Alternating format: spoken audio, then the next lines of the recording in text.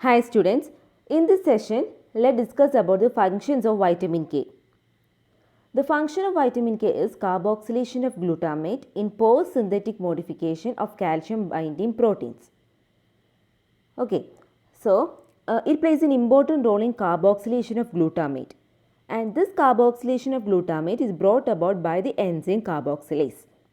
The vitamin K acts as a cofactor for this enzyme carboxylase, and the enzyme carboxylase catalyzes the carboxylation of glutamic acid present in the protein, and it gets converted to gamma carboxyglutamic acid. Okay, so remember the vitamin K acts as a cofactor for the enzyme carboxylase, and this is the enzyme that convert glutamic acid residues in the protein to gamma carboxyglutamic acid. And this occurs only in specific glutamic acid residues in small number of vitamin K dependent proteins, and it is critical for the calcium binding function of these proteins. Okay, see this. This is the glutamic acid residue because it has got carboxyl group and also amino group. So it is an amino acid, and it also is a dicarboxylic acid. That is, so it is a glutamic acid. Okay, this glutamic acid is converted. This glutamic acid undergo carboxylation to gamma carboxyglutamic acid residue. Okay, with the help of the enzyme what carboxylase, and this for this enzyme vitamin K acts as the cofactor. Okay, see this here, you see that gamma carboxyglutamic acid. Here carbon dioxide is added, and this is added to the gamma position of gamma carbon atom. This is the alpha carbon atom, this is the beta carbon atom, and this is the gamma carbon atom. Here the carbon dioxide is added to the gamma carbon atom. See this. In the gamma carbon atom, carbon dioxide is added. So it is known as gamma carboxyglutamate residue. This is the most important function of vitamin K. The vitamin K dependent gamma carboxylation where the glutamic acid residues is converted to gamma carboxyglutamic acid residue with the help of the enzyme carboxylase, and vitamin K acts as a cofactor for this enzyme. These gamma carboxyl glutamic acid residues present in the proteins helps these are the calcium binding proteins. They binds to the calcium, and the vitamin K dependent proteins are a heterogeneous group including clotting factor proteins and proteins found in bone, lung, kidney and placenta. Remember, the clotting factor proteins is dependent upon vitamin K for gamma carboxylation, and also the proteins found in bone, lung, kidney and placenta. And the role of vitamin K in coagulation. Let's first discuss its role in coagulation. The vitamin K dependent clotting factors are activated in the coagulation cascade. Okay, these factors are factor 2, 7, 9 and 10. These factors are synthesized by the liver in the inactive form. These clotting factors, that is 2, 7, 9, 10 are synthesized in the liver in the inactive form. They are then converted to active form by post-translational modifications, that is gamma carboxylation glutamic acid residues of these factors make them active. And when we add a gamma carboxyl group, gamma carboxylation glutamic acid, this imparts another negative charge to the protein, and this will promote the binding of these factors or proteins into the calcium ions, and thus it helps in coagulation. Okay, so remember the vitamin K dependent clotting factors are, which are all there? 2, 7, 9 and 10. So this is the coagulation cascade that plays a role in hemostasis. So here you can see prothrombin, factor 7, factor 7, factor 10 and factor 9. Okay. Next, about the vitamin K cycle. The vitamin K is a fat soluble vitamin, and body stores only a little of this vitamin. So when there is no adequate dietary intake, its stores get depleted. So, in order to prevent the vitamin deficiency, the body recycles it through a process known as vitamin K cycle. The vitamin K cycle allows a small amount of vitamin K to function in the gamma carboxylation protein many times, decreasing the dietary requirement. Okay, so this is the vitamin K cycle. Here you can see an inactive prozymogen, that is inactive enzyme, inactive prozyme, inactive protein is converted to what? Carboxylated protein, carboxylated prozymogen. So it is converted to active form. This occurs with the help of the enzyme carboxylase, and for the enzyme carboxylase, vitamin K acts as a cofactor. Okay, the hydroquinone, that is vitamin KH2, is the active vitamin, and during this process it gets converted into vitamin K epoxide. Then from the vitamin K epoxide, quinone is formed by the enzyme epoxide reductase, and from then quinone is converted back to hydroquinone with the help of the enzyme vitamin K reductase. Okay, thus vitamin K is again produced. This is known as vitamin K cycle. The active form of the vitamin is hydroquinone. It gets converted to epoxide form first, and this epoxide form is then converted to quinone with the help of the enzyme epoxide reductase. Then quinone is converted to hydroquinone by vitamin K reductase. The epoxide reductase need reduced lipomide for the activity, and vitamin K reductase need NADPH for their action. Okay, this is the vitamin K cycle.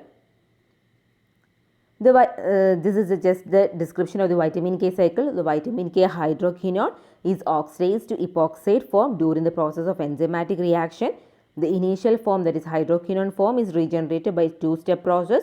The vitamin K epoxide is reduced first to quinone by epoxide reductase, and the quinone is reduced to the active hydroquinone by either the same reductase or by the vitamin K reductase, that is quinone reductase. Okay, the prothrombin and several other factors or proteins of the blood clotting system, that is factor 7, 9, and 10, and protein C and S, all undergo gamma carboxylation. Okay, the gamma carboxylated form residue then chelates the calcium ion, and it permits the binding of blood clotting protein to membranes. Vitamin K antagonists are warfarin and dicumarol. They inhibits coagulation. Through antagonism of the vitamin K action. They act against vitamin K. They just opposite vitamin K. This warfarin prevents the recycling of vitamin K by inhibiting two important reactions and creating a functional vitamin K deficiency. Warfarin is a competitive inhibitor of epoxide reductase. I showed you the epoxide reductase. Epoxide reductase is the enzyme which converts epoxide form of the vitamin K to quinone. So this enzyme is inhibited by warfarin. In the presence of warfarin, vitamin K epoxides cannot be reduced and they accumulate and they are thus excreted. So vitamin K antagonists, how they function?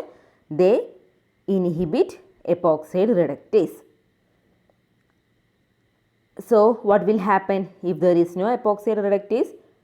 The epoxide forms will be accumulated, and also the active form of the vitamin K will not be there, and so the prothrombin precursor, that is pre-prothrombin, and other precursors of other all factors will get accumulated, and they won't undergo gamma carboxylation of their glutamic acid residue, and they are incapable of chelating calcium, and they are thus released into the circulation. Okay. Thus, in the presence of warfarin or in the vitamin K deficiency, the process of coagulation is inhibited. So, large quantities of dietary or supplemental vitamin K can overcome the anticoagulant effect of vitamin K antagonist. So, if we are giving a patient with vitamin K antagonist we should say that they should restrict the dietary intake of what vitamin K. Otherwise, the anticoagulant action of this anticoagulant effect of the vitamin K antagonist will not be there. Like all the anticoagulants, the major side effects of warfarin is bleeding, and the treatment of pregnant women with warfarin can lead to fetal bone abnormalities, that is fetal warfarin syndrome. Next, about the synthesis of bone calcium binding proteins. So far we discussed the clotting factor proteins. Next, about the synthesis of bone calcium binding proteins. The vitamin K dependent carboxylation of glutamate to gamma carboxyglutamate occurs in bone also. Bone proteins like osteocalcin and bone matrix glia protein. So, these two proteins are dependent upon the vitamin K dependent carboxylation of glutamic acid, which all the proteins in bones, that is osteocalcin and bone matrix glia protein. The osteocalcin is a protein synthesized by osteoblast, and for this synthesis vitamin D is needed. And in this, what 3 glutamic acid residues are gamma carboxylated. Just remember, in the bone there are 2 proteins that are dependent upon vitamin K and these are osteocalcin and bone matrix glia protein. Osteocalcin synthesized by the osteoblast, and they are synthesized by the help of vitamin D. Okay.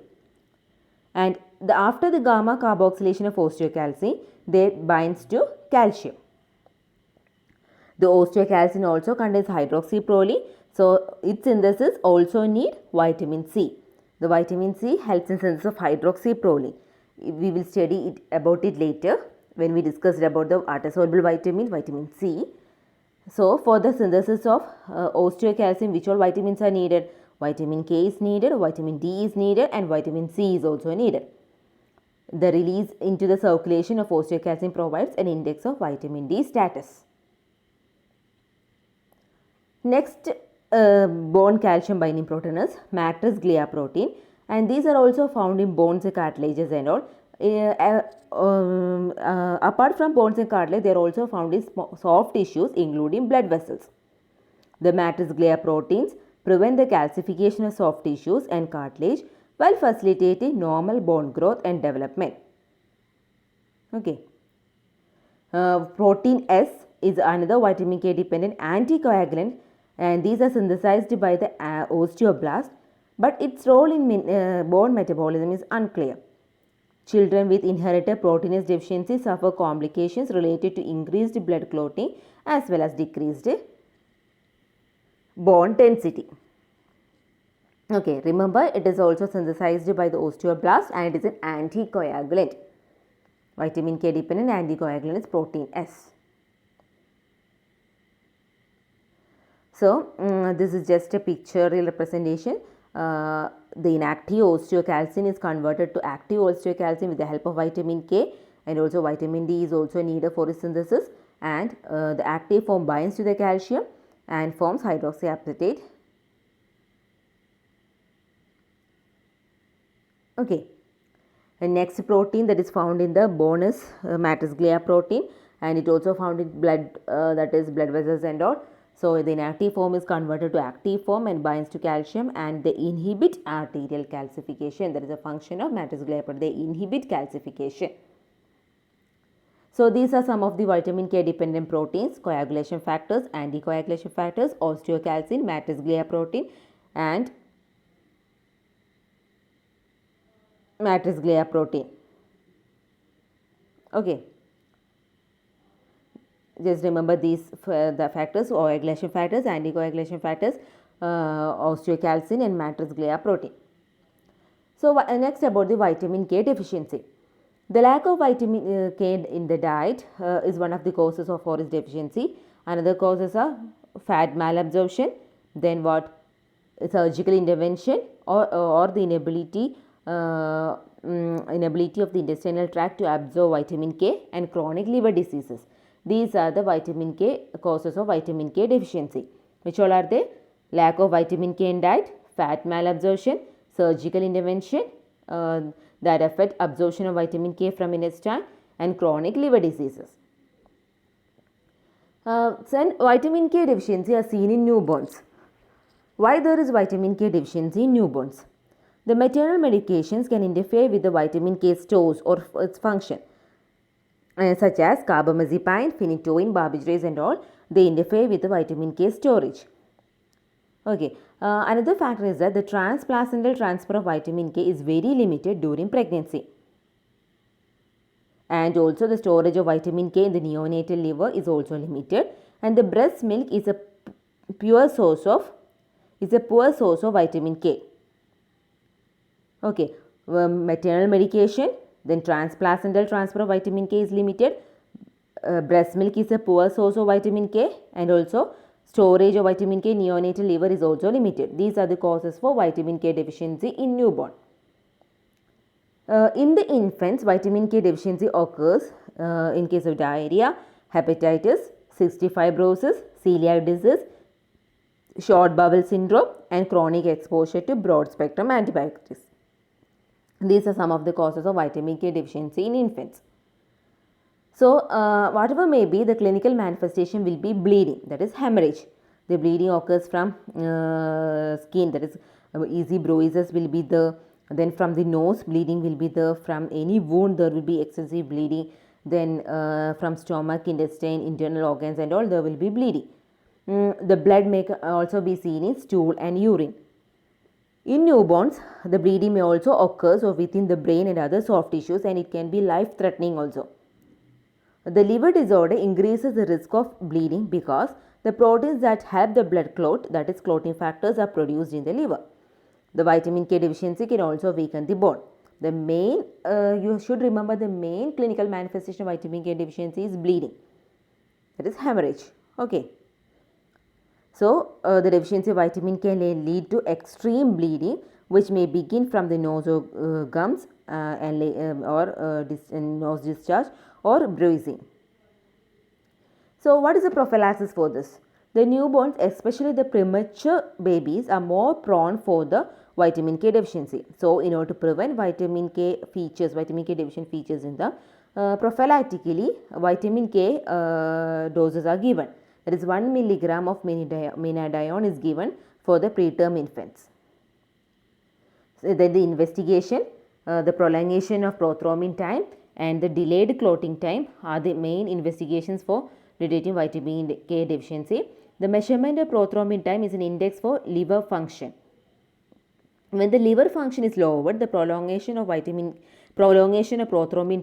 time will be there, and it is due to the deficient synthesis of coagulation factors or clotting factors. Okay. Remember, there will be prolongation of prothrombin time and delayed clotting time. Next, about the hypervitaminosis K. Hypervitaminosis K is mainly due to the administration of large quantities of menadione.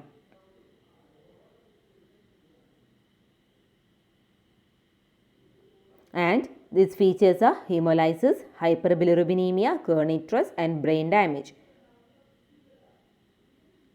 Which all are they? Hemolysis, hyperbilirubinemia, kernicterus and brain damage. It is due to the administration of large quantities of menadione. These are the causes for hypervitaminosis K. Hope it's clear. In this session, we discussed about the functions of vitamin K. That is, main function is what?